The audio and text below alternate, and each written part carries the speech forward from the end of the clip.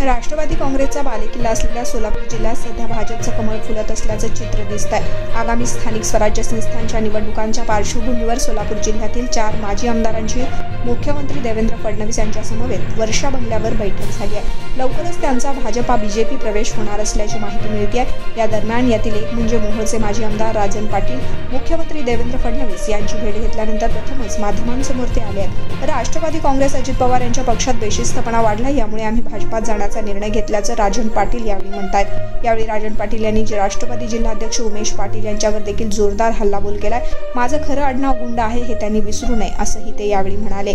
पहिल्यांदाच माजी आमदार राजन पाटील माध्यमांसमोर आलेत। राजन पाटील यांनी भाजपात जाण्याचे स्पष्ट संकेत दिलेत। तसेच अजित पवार गटात सुरू असलेल्या कारभाराच्या विरोधात राजन पाटलांनी खंत व्यक्त केली।